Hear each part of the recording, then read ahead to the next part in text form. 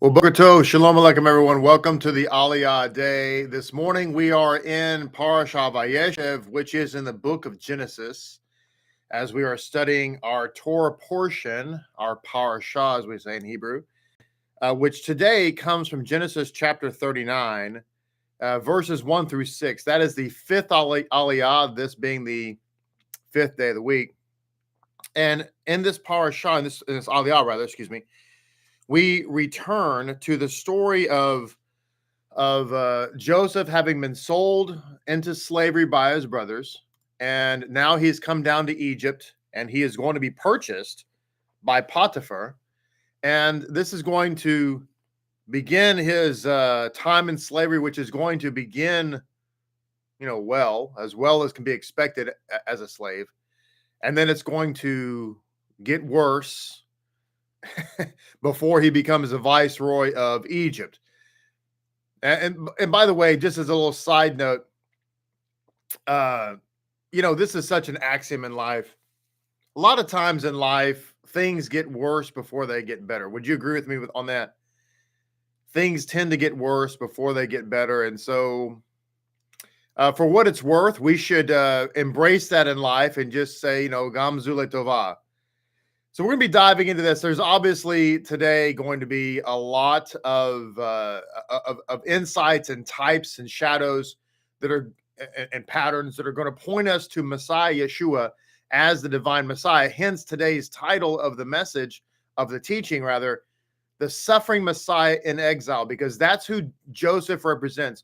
Joseph represents the suffering Messiah in exile, and we're going to dive into that today and share some insights that are going to make this even more clear, the pattern, I think, even more clear to all of you. I want to say also, remember that we are raising money for a digital sign here in our building located in Saginaw, Texas, which is just north of Fort Worth. We're looking to put in pretty much a high definition 40-inch by 80-inch, or I guess they say it's 80 inches wide by 40 inches tall digital sign. There's two of them, of course, because it's front and back. That's a pretty big sign, and it's going to give us the ability to communicate with our community in a much more professional way, a much easier way. These thumbnails, like you see on the channel, that are and a lot of them are high definition in 4K or whatever. We can put those on the screen outside. But anyway, we're asking you to donate to that. It's a $30,000 project, which is expensive. But then again, these signs are expensive. Stuff is expensive, right? I mean, eggs are $5 a carton now, but hopefully that's going to change with our new administration, Baruch HaShem. But anyway, stuff costs money. The good news is, I just was told yesterday that we have already received about 10% of this campaign, and as we always do, when we raise money for something, when we have the money, we stop raising money. Isn't that amazing? We're not like Congress or other organizations. If we ask you to help us to pay for something like this, and then the money comes in, we will tell you to stop giving. Yes, we will. Okay, unless you want to give to something else, which is obviously perfectly fine. But isn't that great? We will tell you to stop. You can stop giving now. The money is here. Baruch HaShem. I think that is, in fact, rather refreshing. But anyway, one last thing about that. We have we've collected a lot more, or a lot rather, and that's awesome. It's amazing. Todah Rabbah for all of you who have given. Some of you have given, significant amounts. We have a long way to go. I think we're going to get there very quickly. And if everybody contributes, right? You say, well, maybe I only have $25, or maybe I have $50, or maybe $100 or $200. Whatever you contribute, HaShem will bless that, both to you and to us corporately, and we will get there. So I just want to encourage everybody to just contribute, right? Do whatever you can do, and HaShem will bless it. All right, so Baruch HaShem. So let's say good morning, because I've got a lot to share this morning, and I want to get right to the discussion. If you're brand new to the program, welcome to all of you. We do have a chat feature. If you're brand new, there are plenty of people who watch this program and they don't chat because they are, as we say in Spanish, right, Sergio, scared. But that's okay. We totally understand. If you are scared, that is fine. You don't have to comment. You don't have to say anything. But if you'd like to say something, we would like to say hello to you. So good morning, Donna. Glad you're here. Seth, Boker Tov. Shoshana Brenner, Boker Tov. Peaches, who is formerly from Georgia. Good to see you this morning.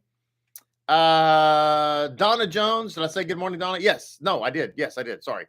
Jubilee, good morning. Speaking of Sergio, good morning to you. Hello, Johnny. I know Johnny's listening, and so good morning to you.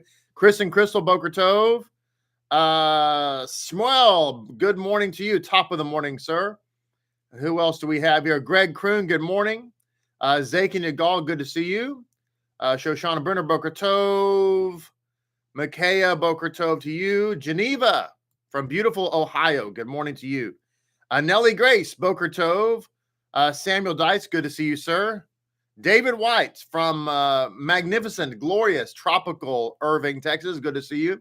Amita, good to see you this morning. Hope you and Pinkus are doing fantastic. And Milka, good morning. Boker Tov to you and Daniel and the baby. Good morning to Wendeley de los Santos. Good morning. Good morning. Generalissimo de los Santos. Ariella, Rafaela, good morning to you. And Chanel, watching from beautiful Cincinnati, Ohio. Good to see you this morning. Vayomer Adonai. Okay. Well, good morning. Kim Bemint, good morning. Hepzibah, good morning to you. Alida, good morning from beautiful South Africa, and you're a wonderful family. Good morning to you. Sarah Merritt, hope you and Shane are doing great.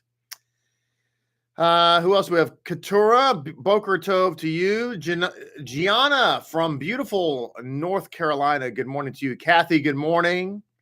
Don Bartlett, good morning to you, sir. Watching from the coastal regions, I understand, of the great state of Texas. Don, I believe you're in Corpus Christi. Is that right? I love Corpus Christi, the Mustang Island, Padre Island area. One of my favorite things to do in Corpus Christi, of course, is, who can guess?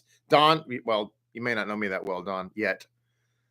Anyway, favorite thing to do in Corpus Christi, visit the USS Lexington, which is a World War II aircraft carrier. It's a great museum. If you ever find yourself in Corpus, you should go to the Lexington. It's probably going to be pretty much an all-day thing because they have museums inside the museums. It's a wonderful tour.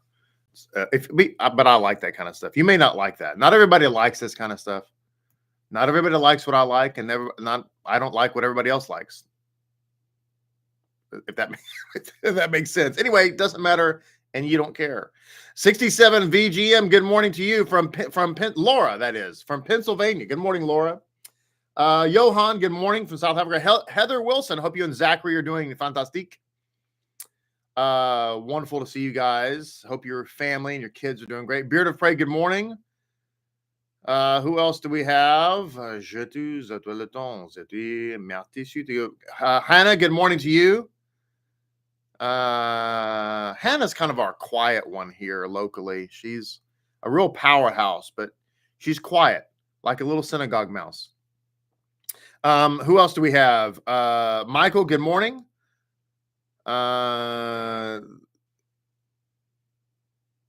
Young man, the good news is David is here and Joseph is out fighting the wars. I have no idea what you mean by that. Feel free to clarify. Good morning, Zake and Rayford. Wendeley, I used to be a scared. I'm glad you're not scared anymore. Good morning, Thelma. Grace, good morning from the United Kingdom. Levi, Boker Tov to you from beautiful Oregon. I said yesterday that Levi was moving to Texas, and he said that was Lashon Hara. But I think I was speaking prophetically. Who else do we have? Did I miss anybody? Young man is from Houston, Texas. All right, great. Houston. Very familiar with Houston, Texas. Have family there, been there a lot. We are, of course, in Fort Worth, Texas, Saginaw, basically a suburb of Fort Worth. But here we are. Don is in Corpus, Baruch HaShem. Lady Lex, yeah. We need to come down there sometime, Don, and hang out with you and go through the Lexington again. Awesome. Matthew, good morning. And Sarah Rose Steckley. Look at you, ma'am. Hope you and Justin are doing great. Can't wait to see you and the entire family. You and your 2 children.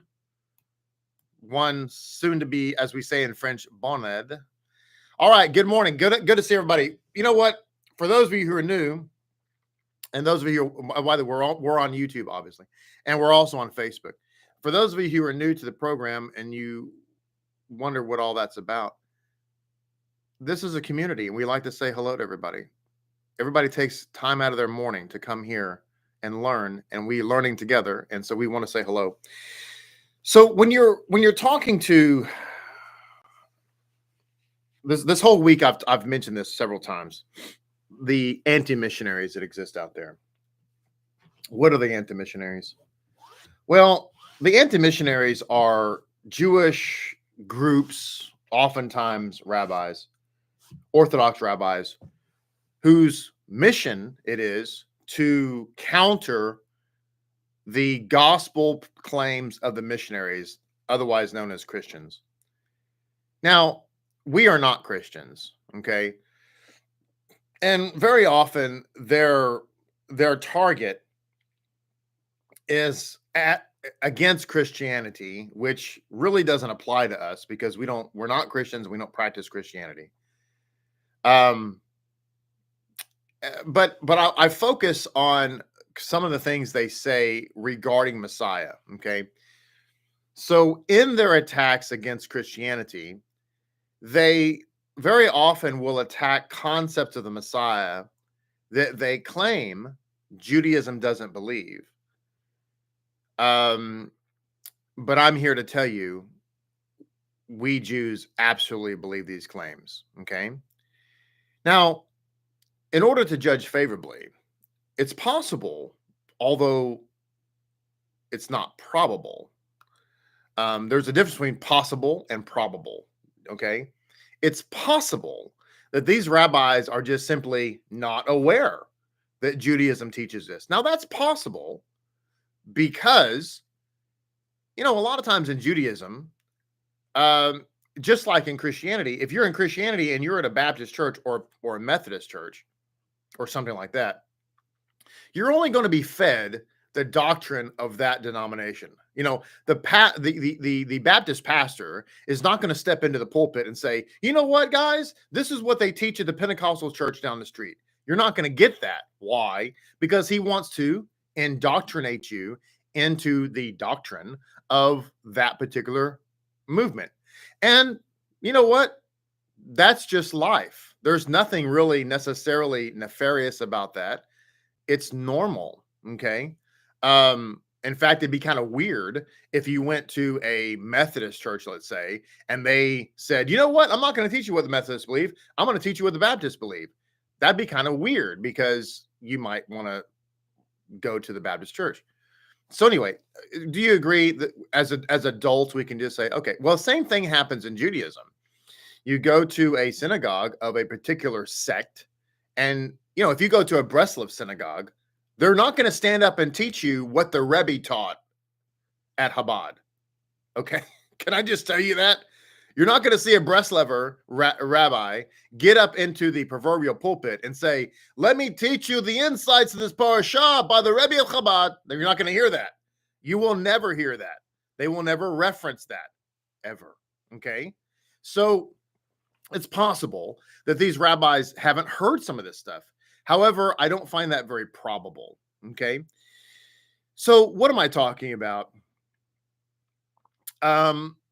There's an idea that you'll hear that when the Yeshua can't be the Messiah because the Messiah doesn't die, he doesn't suffer. And when he comes, basically it'll be it'll be a bowl of cherries with a cream on top. The life will be great. We'll be skipping through the daffodils and singing to the blue jays. But that's not actually going to be what it's like. What you will never hear an anti-missionary say is that, while actually the Messiah is going to be rejected and hated by our top sages, handed over to the Goyim in order to be beaten. which is in fact what Judaism teaches about the Messiah. The Messiah is actually supposed to be first a suffering Messiah. Okay, it actually says in a Yemenite Midrash that the sages will go out to Galilee, and ask this man, "Are you the Messiah?" He will say, "Yes, I am." And it says there in that Midrash, the sages will hate him. So what we find here in this particular parasha is that this is exactly the pattern that's being shown. Now, if you read the Torah just straight on, you kind of lose some of the impact of this story. This is why rabbinic literature, Talmud, Midrash, Zohar, copious other sources, otherwise known as, in general terms, the oral Torah. This is why the oral Torah is crucial. Okay. It's not just a side benefit, it's actually crucial. By the way, you can't believe in the Messiah if you deny the oral law. But again, I have a teaching on that. You can look it up. In fact, you can Google it, or not Google it, excuse me. You can search for it on this channel, and I encourage you to do so. If you're someone who struggles with the oral law, you're like, I'm not sure if it's legit or not, then I want you to do this. Write this down, just make a note to yourself. Go back later after this teaching and search in the little search box on this channel, search the keyword checkmate. Checkmate, like as in chess, checkmate. Search that keyword, you'll find a teaching called Checkmate, and it will help you on this topic. But when we look at the behind the scenes stories, the stories that are brought down from the oral traditions and so forth about this, we find just how brutal this exchange was. If you read just the Torah portion, it's like, well, they hated him, they stripped him, they threw him into a pit, and they decided, you know what, we're not going to kill him, we're just going to sell him into slavery. That's pretty harsh. But what you don't hear or don't read is all the stuff that happened behind the scenes. Good morning, Cheryl, who's Cheryl Lynn Balkama, who's watching on Facebook. Good to see you. What you don't hear is all the beatings that took place and the abuse. Kind of like, the gospel story where Yeshua is handed over to the Gentiles, and they don't just crucify him. That'd be bad enough. But in fact, they mock him. They beat him over the head with basically a rod. They, of course, scourge him with the whip and so forth. There's all this extra stuff that, by the way, isn't normal for a crucifixion victim, actually. Crucifixion is pretty brutal enough, and that's pretty much all you do. But Messiah got the brunt force, and we read that in the story. Now, I want to go to the Chumash here and read the introduction to chapter 39, okay? Young man, he says, I thought the Jews condemned their brother. Yes, we did. You need to really go back to the start of this week and watch all the preceding teachings on this topic. And I think that'll bring you up to speed. You can do that after the fact, okay? So it says here in the Chumash, the Torah returns to the narrative that it had interrupted with the Judah-Tamar interlude, which was our topic yesterday, okay? It says, as noted in chapter 38 and verse 1, Judah's degradation was inserted because his role in the cell of Joseph had caused the brothers to demote him from his leadership status, which is very interesting. So we see kind of the fall of Judah, okay? So it says, furthermore, the close proximity of the narratives of Tamar and Potiphar's wife indicate that both women had pure motives. Both of them desired to found families in Israel. Now, this is very interesting because, as we learned yesterday, Tamar, good morning, Ammi. Good to see this one. And Clayton, good morning to you as well. And Imelda, good morning. Tamar had pure motives. She wanted to be part of the covenant. She wanted to produce children for the covenant. So she had holy motivation, okay, in doing what she did. What we also find here, as we're about to read, Potiphar's wife had a similar motivation. But she was not allowed to carry out her motivation for various reasons. And so anyway, it continues to say, Potiphar's wife had foreseen by astrological signs that she was destined to be the ancestress of children by Joseph. But she did not know whether she or her daughter would have the children. Okay. according to tradition, Joseph married her daughter. In fact, she married Asenath, who was actually her adopted daughter. We'll find out later, Asenath is going to be actually the daughter of Dinah, the granddaughter of Jacob. Okay. Now, by the way, let me pause here for a second, because after the Aliyah yesterday, I had an opportunity to talk with Shoshana Brenner, and she brought up this point, and I thought was really good, actually. She was talking about Tamar being married to the sons of Judah, and they died because they're evil, and then the brother and what's called the Levirate marriage. So, if your brother was married to a woman and they didn't have children, and he dies, then the idea is you're supposed to marry his widow and have children by her, and those children would be accredited, as it were, to the deceased brother. That's the Levirate marriage.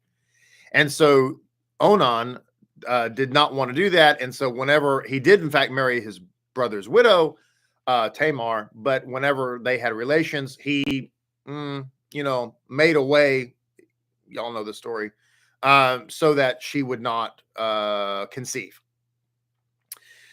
And so, then of course she was promised the third brother, and that never happened. And then she ended up becoming coming into relation with Judah and conceived.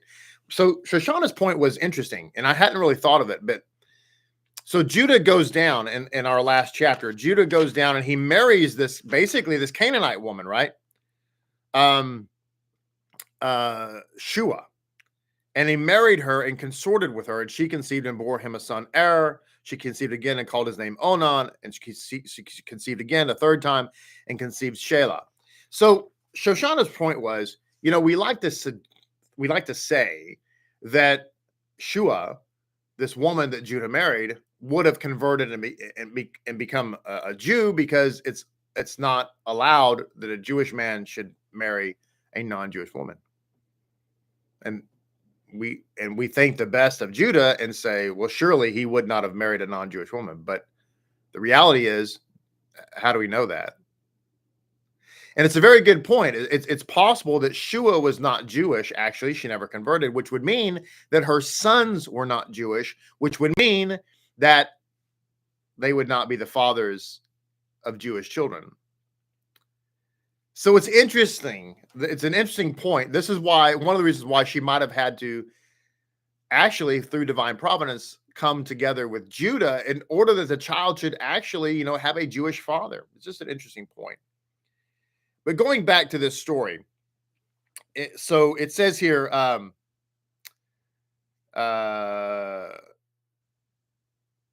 that Joseph's descent into Egypt was the prelude to the exile foretold to Abraham at the covenant of the parts in Genesis chapter 15 and verse 13, which, by the way, is the first place in the scriptures where the word Lapid is mentioned.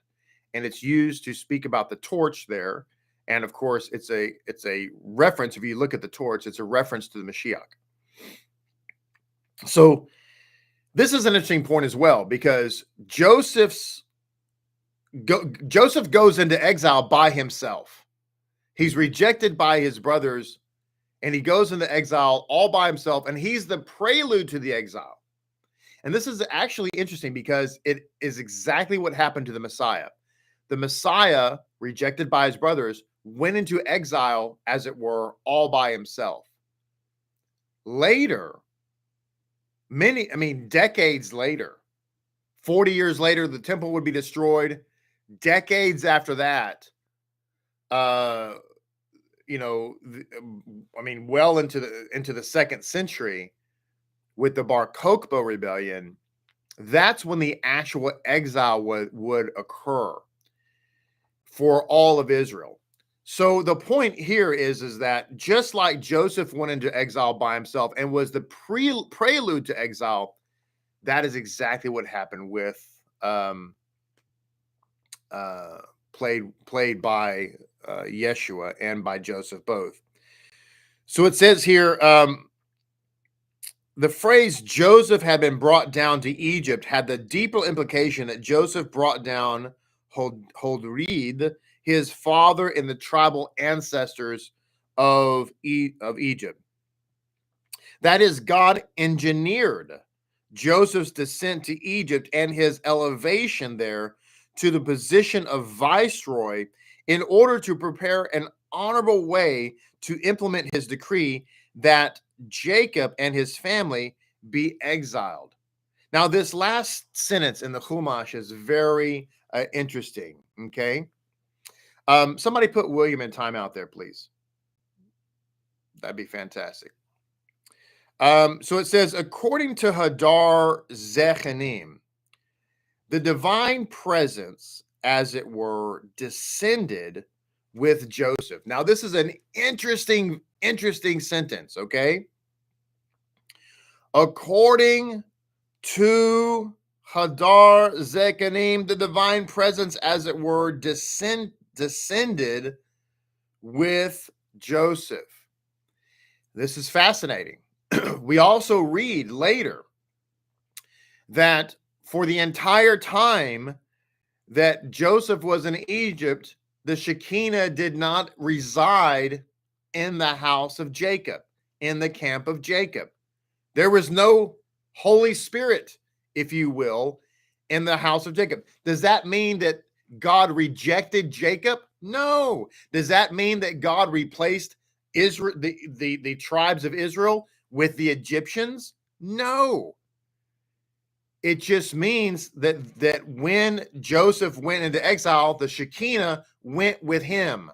This is why Yeshua said, I'll be with you wherever you go. I must go to the Father so I can release the Ruach HaKodesh upon you. Why? Because actually Yeshua is the Ruach HaKodesh, the Shekinah manifest. Wherever he is in exile, there the Shekinah is as well. If we are with him, then the Shekinah is with us. It doesn't mean that he's abandoned Israel, because the promise is that the Jewish people, our people, my people, are going to be, of course, always the chosen people. And everybody who joins them will also become Jews and also therefore become the chosen people. Okay, so this is interesting because one of the precipices for us to begin Lapid Judaism was that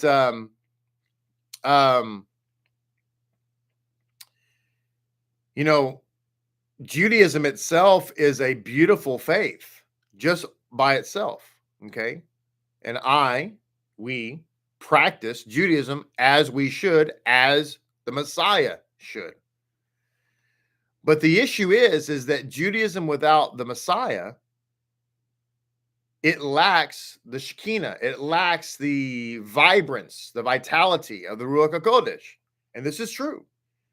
If you go to an Orthodox synagogue, you feel what I mean, okay?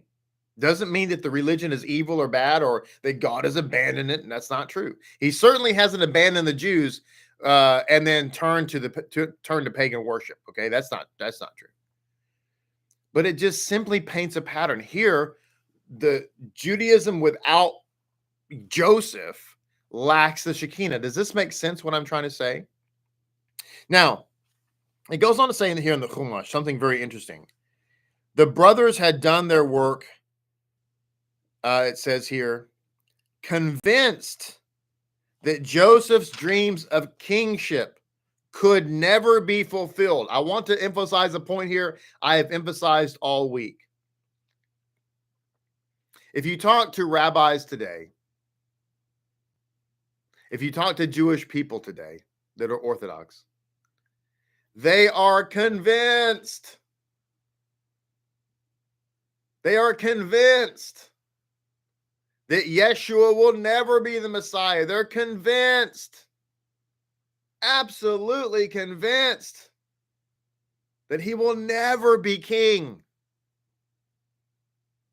Now, some people who are, to quote our friend William here, weak-minded. Your lack of faith is disturbing, says Darth Vader. But seriously, if you talk to them, they'll say They're absolutely convinced. And the thing is that, yeah, we were absolutely convinced that Joseph would never be king. We were absolutely convinced that Moses would never be the Redeemer. We were absolutely convinced. The Sanhedrin was convinced. The chief of the Sanhedrin was convinced. The king of Israel was convinced that David would never be king. Absolutely convinced. It was a foregone conclusion until it wasn't. So as I've said all week, the reality that everybody is convinced that Yeshua will never be the Messiah is actually proof that he will be. Which is odd, right? It seems counterintuitive. Well, if we've all ruled and if everybody's looked at the halakha, which by the way, that's gaslighting as well. There's no halakha that proves that Yeshua is not the halakha says he has to be just a human being and has to have kids and be married. That's a lie. That's not true. Where is that? Well, on what page is that on?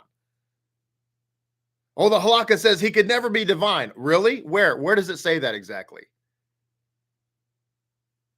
Where is that actually written? Where's the source? Oh, Rambam said it. Oh, really? Where did Rambam get it? What was his source? Pray tell. He didn't source it. Exactly. We know why. You know why he didn't source it? Because there's not a source. That's generally why people don't source stuff. If you can't point to a source, it's because it's your opinion. And your opinion, although, valuable in the sense that everybody has a right to have an opinion, it is not, in fact, fact. Okay? My opinion and your opinion is not fact. And just because you believe something, and you might believe it very ardently, doesn't mean that it's true. What I just said is common sense, and it's completely logical, but it's actually one of the reasons why our culture is so screwed up today, because everybody thinks that their opinion is, in fact, fact. Okay? By the way, how many of you know that scientific theory is not, in fact, fact? Meanwhile, I digress. It says here they were convinced that his dreams of kingship would never be fulfilled, ever. In fact, they were. It says, but it says, wherever he went, he ruled. As a slave of Potiphar, he was put in charge of the household. As a disgraced prisoner, he was placed in charge of the prison. As a despised Hebrew, he was rushed to interpret Pharaoh's dreams, and he became viceroy of all Egypt. In other words, against all odds, he prospered and even became the ruler of all Egypt. Now, how many of you remember that Yeshua turned water into wine? Anybody remember that? Now, how many of you also know the reality that the Torah is very much like a mirror? Okay, you look into the Torah and you can see your reflection, and in that reflection, you can determine if you have any blemishes that need to be corrected, right? And how many of you know that in a mirror, things are backwards? The right may be on the left, et cetera, et cetera, et cetera. Okay. So with that understanding that you're looking into a mirror, the mirror is the opposite a lot of times, and that's your pattern. Okay. And we also know that Yeshua turned the water into wine. It is interesting to note that being brought down in the rabbinic insights from Me'am Loez, we find that part of this blessing, part of this miracle that was going on in the life of Yosef, remember the Shekinah is with Yosef. He was able to perform certain miracles. And interestingly enough, one of the miracles that is cited is that Joseph was able to turn wine into water. So Yeshua, who's the suffering Messiah in reality, turned water into wine. As we look into the Torah, into the mirror, we see the type of the suffering Messiah, Yosef, turn wine into water. Okay, so here's the insight. This is talking about Potiphar realizing there was something unique and special about Joseph. It says, when Joseph waited on Potiphar, he was able to give him anything that he desired immediately. If Potiphar gave Joseph a cup of wine and asked for water, Joseph could immediately transform the wine into water. Joseph had this power. He could instantaneously transform anything in his hand into what his master desired. Now, along these same lines, in this same insight, we're going to come back to it in a second, is another interesting type, because we talked about good morning, Michael. Good to see you on Facebook. This is something else, right? We talked about the fact that when Joseph went into exile, that the Shekinah was with him, which, by the way, brings up another little side point. Judaism teaches that the Shekinah is in exile today with the Jewish people. Okay. Now, a lot of people might struggle with this concept about the Messiah, Yeshua, being divine. He can't be divine. He prayed to God. And that's because they don't understand the concept of Zimzum. They don't understand the concepts of Kabbalistic thought. They don't understand the concept of emanations. And I totally get it. But let me just point this out. The Shekinah is the divine presence, right? Good morning, Sylvia from Brazil. The Shekinah is the divine presence, correct? Correct. The Shekinah is God, correct? Correct. HaShem, God, is existence. One of his names, in fact, is Hamakom, which means the place. Why? Because he is existence, okay? There is no existence outside of God. So you say, well, I wonder if God is here. Are you kidding me? Here is God, okay? That's why King David said, even if I went to the depths of Sheol, there you would be, okay? So with that understanding, and God is one, there's only one deity, okay? There's not a trinity. There's not three persons in one, and that's actually idolatry. So with that said, how can the Shekinah be in exile? Since there's no place that God doesn't exist, how can the Shekinah be in exile with us? How is that even possible? And the answer, of course, is emanations, Zimzum, okay, etc. And so going back to our source here, Joseph goes into exile. The Shekinah is with him, not with the house of Jacob, not for a while, okay, which is all part of our pattern we're seeing here. And what the Egyptians notice and what Potiphar notices, that the household, wherever wherever Joseph goes, blessing follows, okay? And the sources compare this to the house of Obed Edom, who was blessed when the Holy Ark came to his house. Now, why is this significant? Because what the sources are basically doing is that they are essentially comparing Joseph to the Ark of the Covenant. What makes the Ark of the Covenant, by the way? The anointed. What makes the Ark of the Covenant the Ark of the Covenant? Say that with me. The Ark of the Covenant. The word "the" insinuates a singularity. Okay, it's not a covenant, it's the covenant, which means there's only one covenant, which is why there's only one ark. Okay, for those who believe in that the new covenant means that the old covenant is no longer applicable, you would be putting a blowtorch to the ark of the covenant. Let me ask you a question. Do you feel comfortable with that?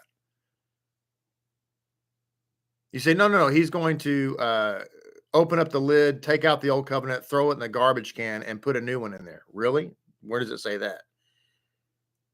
But the Ark of the Covenant is called the Ark of the Covenant because it applies to the covenant, which is inside that ark. So if you believe that there's a new covenant, which completely replaces the old covenant, And first of all, you believe in something that is absolutely not scriptural whatsoever. That's number one. Number two, you could take a sledgehammer or a blowtorch to the Ark of the Covenant and be completely okay with it. I am not okay with that because B, I believe things that are scriptural, okay? And C, I'm not comfortable destroying what God has created. Now, going back to this conversation, Joseph is likened to the Ark of the Covenant, okay? That's huge because it's implying a divine-like nature. Now, Joseph himself is, of course, not divine, but the pattern is there. Do you understand what I'm trying to say? Meaning that the Messiah ben Joseph has a divinity associated with him. So let me read the insights here. God blessed the household of the Egyptian on account of Joseph. Here, this is from Rabbeinu Bachya, by the way. Okay. Here, the Torah draws a comparison with the house of Oved Edom, Haggiti, whose house was the host of the Holy Ark, and whom God blessed for the sake of the Holy Ark. From 2 Samuel 6:11, the blessing extended to both to the money and to other objects. Okay. Now, I'm probably not going to have time to get to this. Okay. I'm going to stick with this Holy Ark point for a minute. But Mayam Loez has it's several pages worth. I knew I probably wouldn't be able to get to it because it's just so much.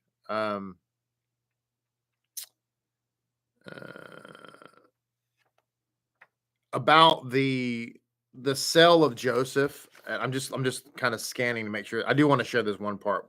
We'll push pause on the Holy Ark thing. We're going to come back to that in a second.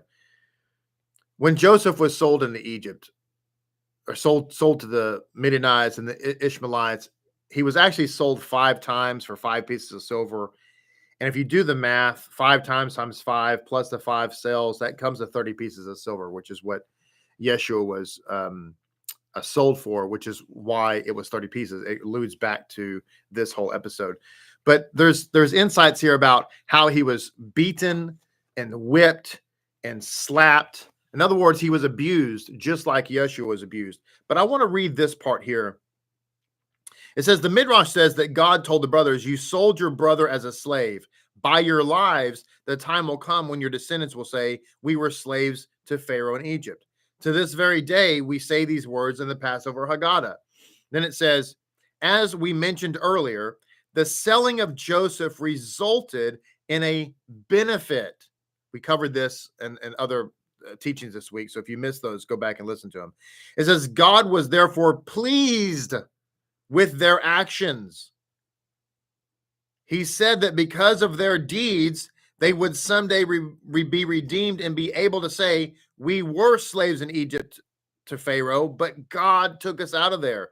If Joseph had not been sold, we still would be slaves to Pharaoh in Egypt. Ladies and gentlemen, God was pleased with the brothers' actions towards Joseph. Why? Because it led to redemption. God was pleased that we Jews rejected the Messiah. Why? Because it is leading and has led to our redemption. God is happy about it. So that for those of you Christians who are watching, and thank God you're here, there is an inherent anti-Semitism in the church. You've been, perhaps subconsciously, you don't realize it, but you have been trained or mentally conditioned to have an anti-Semitism towards Jews because we rejected Christ. Let me tell you something. Listen to me. Hear the words I'm telling you right now. We were supposed to. And you're welcome. Because had we not, you would not know him. Number one. Number two, God was happy about it. Why? Because it led to our redemption and your redemption. It's all part of the plan. That's what we're seeing here with the story of Joseph.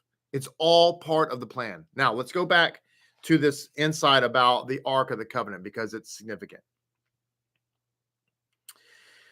It's talking here, the insight is to Genesis 39:4-5, where it says Joseph gained favor in his master's eyes, and he soon served him personally. He placed Joseph in charge of over his entire house and placed all that he owned in his hand. From the time that he placed Joseph in charge of his house and all that he had, God blessed the house of the Egyptian for the sake of Joseph. God's blessing was in all that he owned in the house and in the field. So with Joseph came blessing. Okay.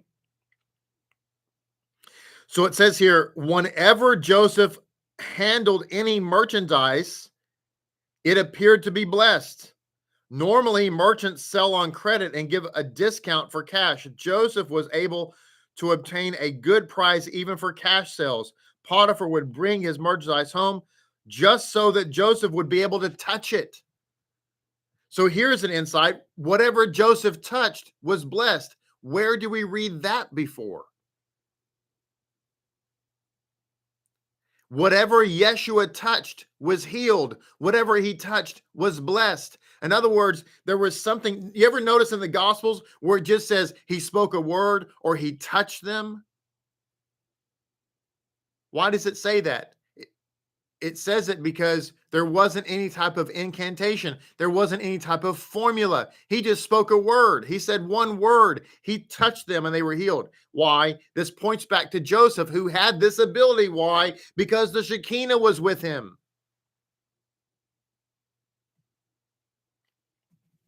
Joseph remained with Potiphar for 12 months.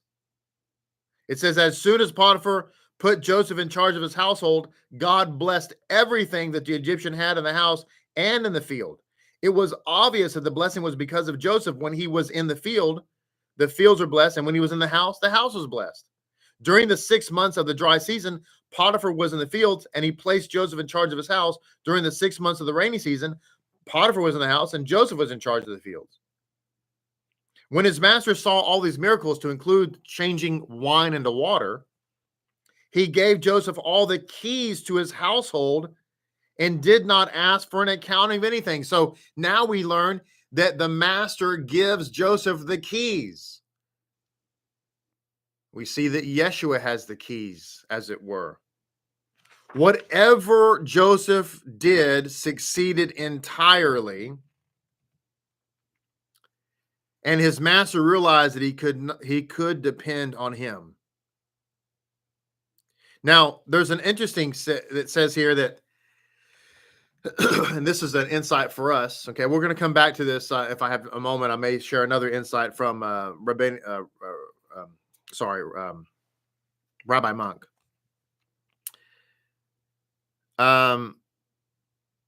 It says that Potiphar left everything that he had in Joseph's hands. He did not concern himself with anything about him except for the bread he ate. Joseph remained well-built and good-looking. It says here, Joseph ate only pure bread. Comes to mean he did not defile his mouth with forbidden foods. This is very crucial for all of us to understand, because we've been looking at types and shadows and patterns. The Messiah, even in exile, even among the Gentiles, the Messiah is not a Gentile. The Messiah does not eat ham. He does not eat crab. He does not celebrate Christmas. He does not celebrate Easter.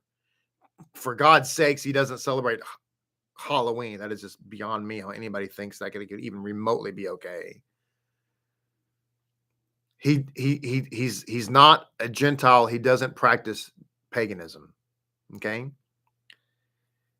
The Messiah, even in exile, lives like a Jew and practices Judaism, and we should do the same. It says Joseph did not eat forbidden foods. The Torah therefore says Joseph remained well built and good looking.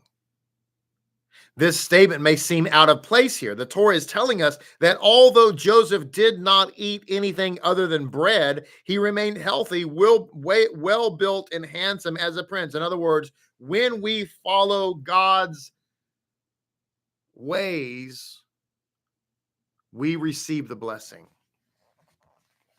Okay? We receive the blessing. Now, one last insight here. From Rabbi Monk.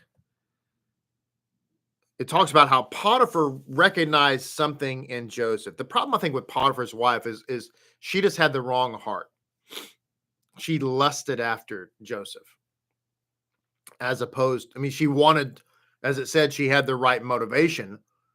She, the mother, if you will, of Ephraim and Manasseh. The problem was she just evidently had a bad heart, musar, ethic-wise.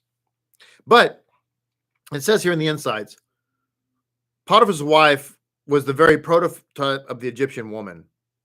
In order to fully appreciate the strength of character and profound piety of the one whom Jacob later called the pure among his brothers, what exceptional qualities a person had to have to reach Joseph's position in the house of his Egyptian master. I want to read that really because I want to capture that one phrase where it says Jacob called Joseph the pure among his brothers. Okay, and that's who Yeshua is. Now, this is the last the last insight here, because it's talking here, juxtaposing the ark of God to Joseph and the light of the world to Joseph. And here's the insight. All right, last thing. Vayara Adonav ki Adonaito. His master perceived that Adonai was with him. It was due to Joseph that the first, listen to this. This is so good. It was due to Joseph that the first rays of divine light penetrated into Egypt. The Shekinah had accompanied Joseph to this land, as we see here from the use of the preposition et rather than im. Im usually means with. Et doesn't really have a meaning, but et is the aleph tav is supposed to be a scribal euphemism for the Shekinah. And it says, and the Shekinah hovered so plainly over him that Potiphar, as it were, saw it with his own eyes. It alone can explain the mystery of the superiority of this slave, so radiant with religious piety and moral purity, with a brilliant mind, physical perfection, and personal magnetism. His triumphant success and all that he did could only be the result of the blessing of this supernatural source. The light of the world, by the way, is the law of Moses, the Torah, which is who Yeshua is, which is why the Shekinah was all around him, which is why people marveled at him. And in this insight, again, Rabbi Monk brings down, Scripture puts Joseph on equal terms with the holy ark of the covenant, of which it is said, the ark of God remained in the house of Obed-Edom the Gittite for 3 months, and God blessed Obed-Edom and his house. Later, it says, the holy ark and the coffin containing Joseph's bones will in fact travel side by side at the head of the Jewish camp as they travel through the wilderness to the Holy Land. In other words, the Scripture makes clear that the suffering Messiah is equal to the holy ark of the covenant, which is the holy ark of the covenant because it has the Torah of God in it, meaning that the true suffering Messiah will be the one who is equal to the law of Moses, which is, according to John 1:1, Messiah Yeshua. End of our Aliyah today. Thank you for being with me. I look forward to being with you tomorrow as we wrap up our study of this parashah for the week. And then, of course, we'll be on Shabbat. We'll be here at the sanctuary for the for the continuation of our gospel search through Genesis. Thank you again for being here. Please be sure and donate to our campaign for the digital screen, digital sign, and like this video on YouTube. Love it and like it on Facebook, and in both places, share it with all of your friends. Let's send forth the light of Messiah and bring people back to the true gospel. Shalom Aleichem, everybody. Look forward to seeing you tomorrow. See you then. Have a great, amazing day.